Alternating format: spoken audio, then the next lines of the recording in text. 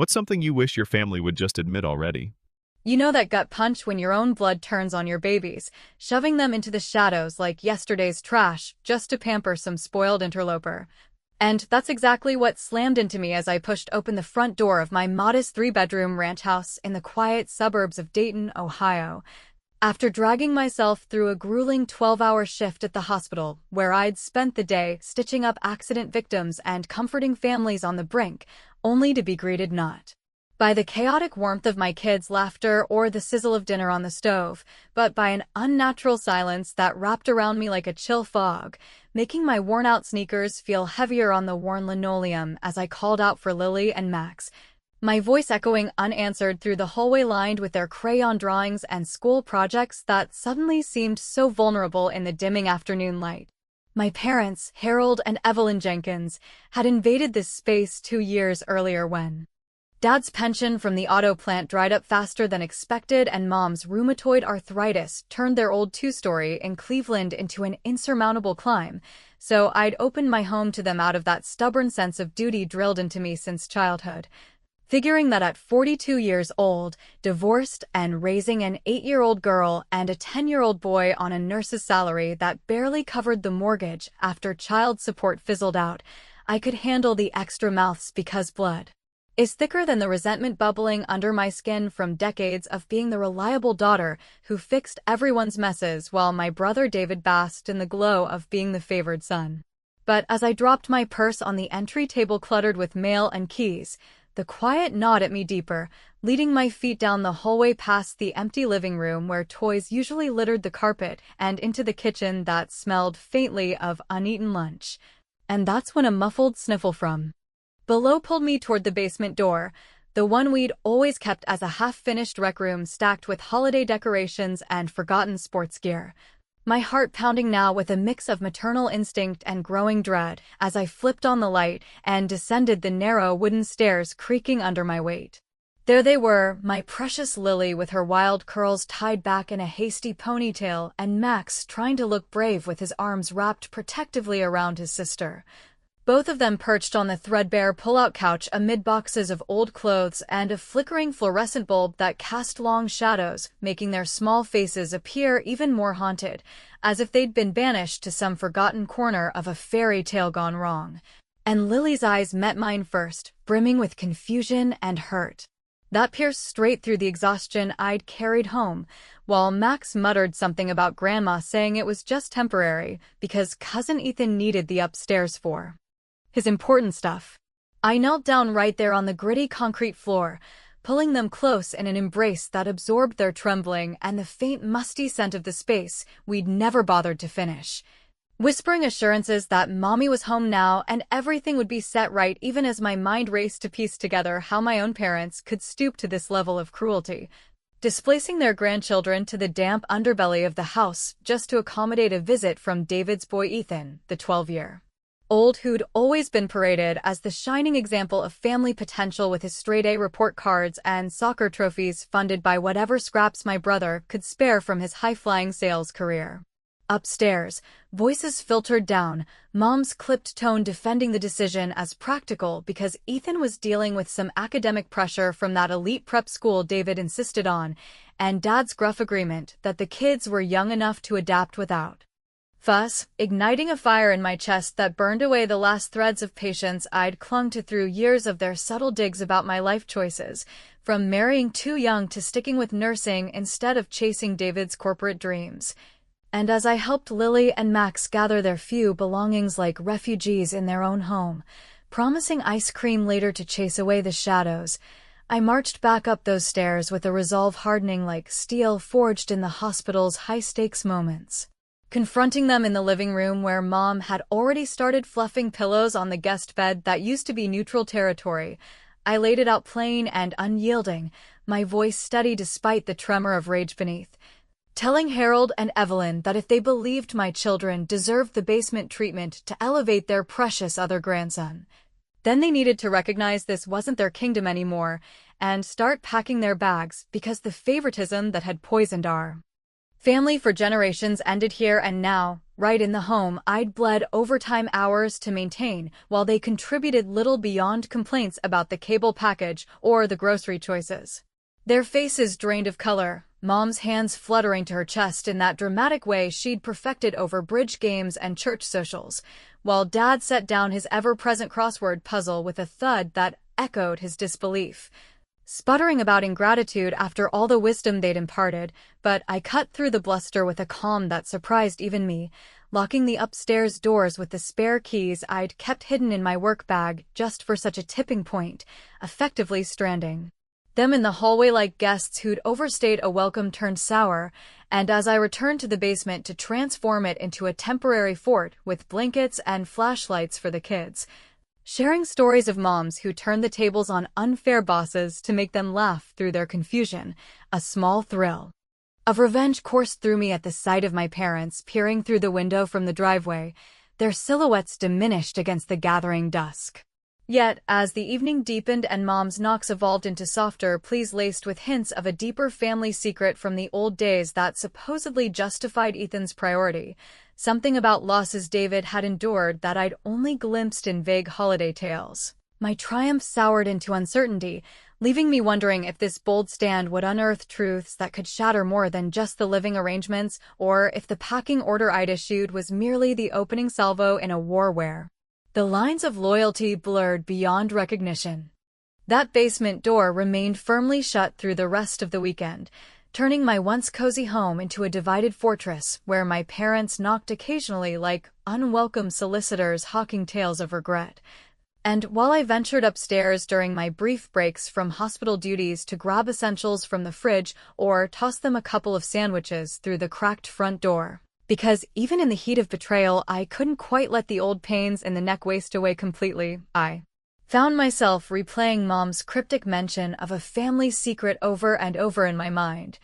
the words lingering like the faint mildew scent that now clung to Lily and Max's clothes no matter how many loads I ran through the washer in the utility room adjacent to their temporary quarters. Keeping the kids' spirits afloat became my full-time mission amid the chaos, transforming the basement into an impromptu adventure zone with strung-up Christmas lights from the storage bins and a marathon of their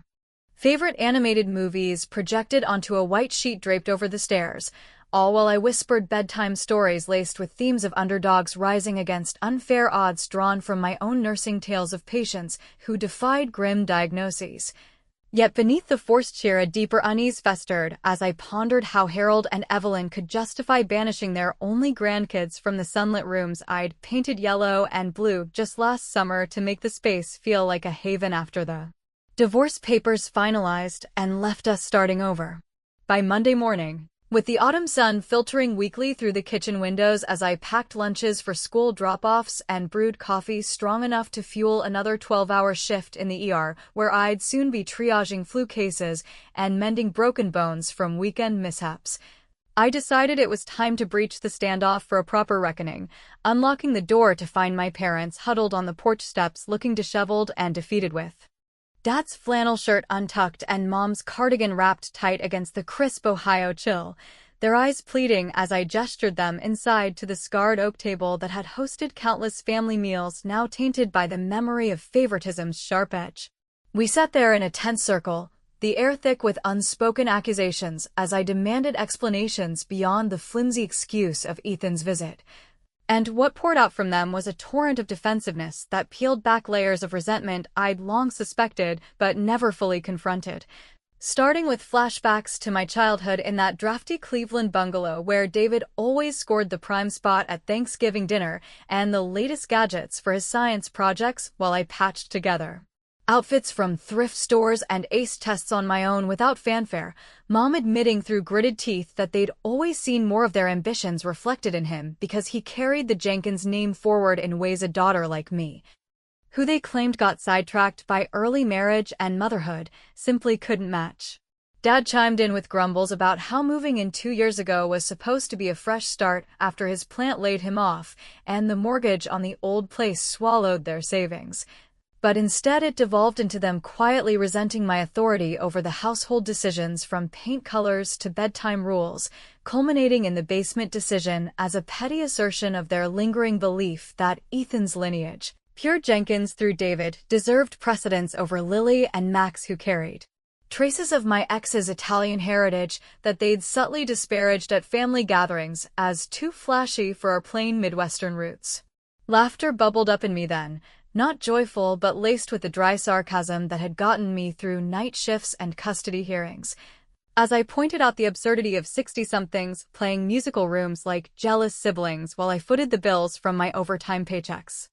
That covered everything from their medications to the kids' braces, and for a taste of revenge that evening, after sending Lily and Max to bed with extra hugs and promises of normalcy returning soon, I withheld the full dinner spread I'd prepared upstairs. Roast chicken and mashed potatoes fragrant with herbs from the backyard garden, serving them instead cold cuts on disposable plates in the dim garage light while the family dined on china amid candlelit stories upstairs, quipping about how the Golden Throne had been downgraded to a TV tray fit for deposed royalty, which drew a reluctant snort from Dad and even a watery smile from Mom before they retreated to their suitcases on the couch. The momentary triumph faded as the night deepened, however, when my cell phone vibrated on the nightstand, pulling me from a fitful sleep haunted by dreams of locked doors and hidden agendas. The screen lighting up with David's name and his voice on the other end, smooth and concerned, as he inquired about the well-being of Mom and Dad after catching wind of some disturbance from a neighbor's idle chat, casually mentioning that he was dispatching Ethan first thing tomorrow, not just for a visit, but to help mediate what he called a silly misunderstanding. His tone dripping with that effortless charm that had always shielded him from consequences while leaving me to clean up the emotional debris. And as I hung up staring at the ceiling cracks that mirrored the fractures in our sibling bond, a chill settled deeper than the basement's dampness, hinting that this intervention might unravel threads of the family's secret far stickier than any room assignment dispute. David's late-night call echoed in my thoughts like an unwelcome echo during my double shift at the hospital the following Tuesday, where the fluorescent lights buzzed overhead as I navigated a whirlwind of charting vital signs for elderly patients battling seasonal ailments and assisting in minor procedures that demanded the kind of steady hands I'd honed over 15 years in nursing. All while snippets of family drama intruded upon my focus, making me second-guess every decision from dosage calculations to comforting a young mother whose child mirrored Lily's wide-eyed innocence in the face of uncertainty. By the time I maneuvered my reliable old Honda through the leaf-strewn streets of the neighborhood back to my ranch house, the sky had deepened to a bruised purple and the headlights caught glimpses of Dad's battered pickup truck parked crookedly in the driveway, loaded with haphazardly stacked boxes and suitcases that suggested either a reluctant compliance with my packing ultimatum or a calculated show to buy time amid their scheming, a sight that stirred a cocktail of relief laced with suspicion in my gut, because after years of their passive-aggressive jabs about my single mom lifestyle versus David's polished existence, I knew better than to trust surface-level retreats without probing deeper into the motives that had driven them to prioritize Ethan's comfort over my children's emotional security. Lily and Max bounded out from the front door, where they'd been supervised by my trusted neighbor, Mrs. Harlan, who'd popped over with after-school snacks and homework help during my extended hours, their faces alight with the simple joy of reclaiming their upstairs bedrooms, now stripped of any traces of the basement exile, with fresh linens and toys scattered in triumphant disarray. Yet as I hugged them close, inhaling the scent of peanut butter and playground dirt, a pang of dilemma twisted inside me over whether to shield them from the full extent of the favoritism fallout or involve them just enough to reinforce the boundaries I'd set, ultimately opting for vague assurances about Grandma and Grandpa heading to a new adventure soon, while inwardly wrestling with the moral gray area of turning their home into a battleground. Inside the kitchen, Mom was methodically folding dish towels with that practiced air of martyrdom she'd wielded since my teen years to deflect accountability for overlooked birthdays or uneven holiday chores. And when I pressed her gently at first about the photo album's vague allusions to past family hardships that supposedly excused their basement decree, she deflected with sighs about life's unfair burdens until Dad lumbered in from the garage nursing a lukewarm soda and let slip under his breath about mounting bills tied to David's entrepreneurial stumbles, a revelation that cracked open the door to a far graver betrayal than room rearrangements, as he admitted in halting tones that they'd been quietly siphoning from the household emergency fund I'd established in a joint account for unexpected repairs or medical copays, redirecting those dollars toward Ethan's upscale tutoring sessions at a private academy that David claimed was essential for his son's Ivy League trajectory, without ever consulting me on the ethics of using my overtime earnings to subsidize their golden lineage. The weight of that confession landed like a lead apron from the X-ray room, propelling me to the small home office nook in the converted garage, where I kept our financial records in color-coded folders amid stacks of medical journals and kids' artwork, my fingers trembling slightly as I unearthed recent bank statements revealing a pattern of unauthorized transfers totaling nearly $2,000 over the past 6 months, each one timestamped to coincide with Ethan's extracurricular fees, or David's occasional bailouts, a systematic drain that not only undermined my financial stability in an economy where nursing shifts came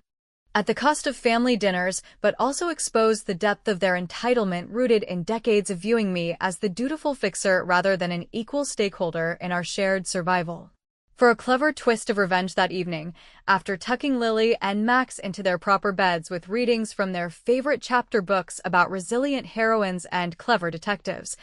I reconfigured the guest room setup they'd partially unpacked during a brief truce by swapping out the plush comforter for threadbare blankets from the linen closet and positioning a noisy oscillating fan aimed directly at the bed frame to simulate the basement's drafty discomfort, then casually mentioned over a shared cup of herbal tea that if Ethan truly needed the better accommodations, perhaps they should test drive the upgraded setup themselves, drawing a mix of grumbled protests from Dad and a forced chuckle from Mom that masked their unease as they bundled up against the artificial chill while I savored the irony from the hallway with a wry internal monologue about how the tables had turned on these self-appointed room czars now shivering in their own folly. The satisfaction proved short-lived, however, as midnight approached and an unexpected knock rattled the front door, pulling me from a restless attempt at sleep on the living room recliner,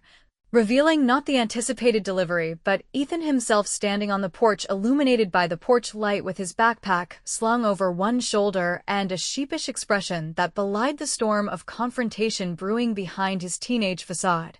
His arrival a full day ahead of schedule courtesy of David's impulsive decision to accelerate the mediation, forcing me to confront the living embodiment of their favoritism right there on my doorstep, amid the rustling autumn leaves and the unresolved questions about those hidden debts that threatened to upend everything I'd fought to build for my own family. Ethan's unexpected appearance on my doorstep that midnight hour caught me off guard like a sudden code blue in the ER, his lanky frame silhouetted against the neighborhood streetlights as he shifted his backpack and mumbled something about Dad sending him early to avoid the traffic from the city commute. A flimsy excuse that did little to ease the knot of apprehension tightening in my chest, because at 13 he embodied the very favoritism I'd been battling, with his neatly pressed polo shirt and the faint scent of expensive cologne that screamed David's influence in ways my kids' hand-me-down jeans and drugstore shampoo never could, pulling me into a reluctant hug that felt more obligatory than affectionate before I ushered him inside, where the house lights cast warm glows on the walls, but failed to thaw the underlying frost of unresolved tensions lingering from the basement incident and the freshly uncovered financial deceptions. Lily and Max stirred briefly from their rooms, upstairs drawn by the commotion, rubbing sleep from their eyes as they peeked down the hallway to see their cousin claiming the guest bed with Mom's hurried assistance in fluffing pillows and unfolding fresh sheets, a tableau that reignited the sting of displacement even if it was temporary. And while I sent the kids back to bed with gentle reminders of school tomorrow and promises of pancakes in the morning, I retreated to the kitchen for a glass of water that did nothing to quench the rising tide of frustration at how seamlessly the family dynamic reverted to propping up the golden child at the expense of everyone else's equilibrium. By dawn the next day, with the aroma of brewing coffee mingling with the sizzle of bacon in the cast-iron skillet I'd inherited from Grandma Jenkins before her favoritism toward David soured our bond, The household had assembled around the breakfast table in a forced semblance of normalcy where Dad shoveled eggs with gusto and Mom fussed over Ethan's plate, adding extra fruit slices while quizzing him on his latest debate club triumphs, their chatter glossing over the packing boxes, still cluttering the garage, as if the eviction threat had evaporated in the night. Yet when David joined via video call from his sleek home office overlooking a manicured lawn that mocked my weedy backyard, his face filling the tablet screen with that practiced smile honed from boardroom negotiations, the conversation veered into a mediation attempt laced with subtle barbs about my overreaction to a mere room shuffle and how family resources should flow toward Ethan's promising future rather than my stubborn independence. Sensing the tide turning against me amid their united front that painted me as the ungrateful daughter disrupting the harmony, I excused myself mid-discussion to step into the backyard where the crisp autumn air sharpened my resolve. Dialing my old college friend Lisa, who'd transitioned from nursing school dropout to a sharp paralegal at a local firm specializing in estate disputes, spilling the details of the siphoned funds and vague deed mentions from the bank statements in hushed tones that ended with her eager agreement to review the documents pro bono because she'd endured her own in-law nightmares during her divorce and relished the chance to arm me with legal leverage that could flip the script on their manipulations. Returning to the fray with renewed steel in my spine, I steered the talk toward the financial discrepancies by casually sliding printed statements across the table during lunch preparations where sandwiches assembled on the counter became unwitting props in my counteroffensive, asking Ethan directly if he'd ever wondered where the money for his fancy tutors originated given that Uncle David's generosity seemed perpetually stretched thin by his latest venture capital pursuits, a question that hung in the air like a dropped scalpel, causing his fork to pause midway to his mouth and Mom's cheeks to flush as she stammered about it being family support without specifics. The room's atmosphere thickened with discomfort that I capitalized on for a witty slice of revenge by declaring that today's family meal would operate on a contribution basis, where each person pitched in a story of past sacrifices to earn their seat at the table. Starting with my recount of endless night shifts post-divorce that kept the lights on for all of us while Dad grumbled about his lost overtime at the plant and David boasted vaguely of market risks, but when Mom's turn came she faltered into a tearful admission of how they'd prioritized Ethan's needs to atone for old family shortcomings tied to that mysterious fire incident from David's youth, her words trailing into hints of insurance complications that echoed the photo album's faded captions. As the afternoon waned into evening with Ethan tinkering awkwardly with his laptop in the living room and the adults orbiting in uneasy silence, I slipped away to the attic under the pretense of fetching holiday decorations early, my hands sifting through dusty trunks filled with yellowed letters and forgotten mementos until my fingers closed around a sealed envelope tucked behind a stack of old tax returns, its contents a partial property deed amendment dated back 15 years bearing signatures from Harold and Evelyn that appeared to encumber the family home, my home, with a lien not just for debts, but potentially linked to David's inheritance. Expectations, a discovery that sent my pulse racing as creaking floorboards below signaled someone ascending the ladder with purposeful steps, poised to either explain away the damning paper or ignite the confrontation that could dismantle the fragile facade we'd all been upholding. The attic's stale air thickened with anticipation as I clutched the envelope containing that enigmatic deed amendment, its paper crinkling softly in my grip while the ladder groaned under the weight of ascending footsteps that echoed like the prelude to a long-overdue verdict in the family court of our fractured lives. And when Ethan's tousled head emerged through the hatch, his expression blended youthful curiosity with an undercurrent of complicity that made me wonder if he'd been sent as a spy or stumbled upon the same web of secrets I'd just begun to untangle, prompting me to motion him up into the cramped space amid cobweb-draped beams and forgotten trunks, where we huddled like conspirators in a dimly lit corner away from the faint voices drifting from below. He wasted no time diving into confessions that peeled back the layers of the facade we'd all maintained for years, explaining in hushed tones how the so-called fire from David's youth was less a tragic accident and more a cover for Dad's mounting gambling debts at the local tracks and casinos that had spiraled out of control during a rough patch when the auto industry layoffs hit hard. leading to a shady insurance claim orchestrated with David's early help to pocket enough to reset their finances, but at the cost of embedding that lien on the family properties, including the Cleveland house that later influenced my purchase here in Dayton through inherited equity they'd quietly manipulated. Ethan's words painted a picture of favoritism not born from blind affection, but from a desperate strategy to groom him as the clean slate successor to carry the Jenkins legacy forward untainted by the scandals. While Lily and Max got sidelined because my ex's background introduced variables they feared would complicate the narrative of redemption they'd spun for themselves over church potlucks and neighborhood barbecues. A revelation that twisted my sense of betrayal into something more profound as I realized the basement displacement was merely the latest symptom of a systemic poisoning rooted in self-preservation rather than malice alone. With the first hints of dawn filtering through the small attic window casting elongated shadows across our faces, I pulled out my phone to check the urgent email from Lisa that had buzzed in overnight. Her analysis confirming the deed's vulnerability to challenge on grounds of fraud and undue influence if filed swiftly before any countermoves could be made,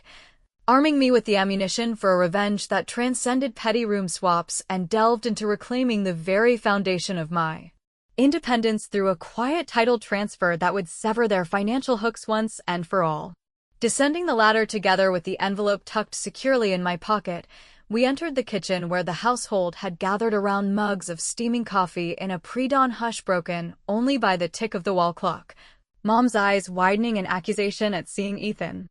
with me while Dad set down his spoon with a clatter and David appeared on the tablet screen rubbing sleep from his eyes after an all-nighter on some deal, their collective defensiveness flaring as I laid out the evidence in measured tones starting with the bank transfers I'd already initiated reversals for through the bank's fraud department late the previous evening. Watching their protests mount into a cacophony of denials about the insurance scheme and pleas for understanding rooted in hard times that everyone in Middle America knew too well from factory closures and rising costs, for the climactic stroke of witty retribution that left them reeling without a single raised voice. I revealed the paralegal's findings on the deed, allowing me to petition for sole ownership by highlighting the coercive elements in their signatures from back when vulnerability masked as family unity, effectively evicting not just their physical presence, but their lingering claim on my future by redirecting any residual equity toward a trust for Lily and Max's education, quipping dryly about how the golden path they'd paved for Ethan now looped back to fund the very kids they deemed lesser in a poetic justice that drew a choked laugh from him and stunned silence from the rest as the locksmith I'd called arrived at the door with keys in hand to change the locks amid Mom's tearful appeals to blood ties thicker than legal fine print. David disconnected the call mid-rant, promising appeals that Lisa assured me would crumble under scrutiny, and as Harold and Evelyn gathered their final belongings into the waiting cab under the morning sun that promised a crisp new chapter, a wave of triumphant relief washed over me mingled with the sharp twinge of moral ambiguity, because while the house now stood unequivocally mine and the kids' security fortified against further intrusions, I couldn't shake the nagging question of whether I'd crossed into unforgivable territory by allying with Ethan against his own lineage, or if the favoritism's true underbelly hid even darker motives like unrevealed abuse or deeper debts that might resurface to test the boundaries I'd redrawn. Leaving Lily and Max waving tentatively from the porch as the cab pulled away with their grandparents' silhouettes shrinking in the rearview, the unresolved echoes of what-ifs hanging in the air like the faint scent of coffee lingering long after the cup emptied.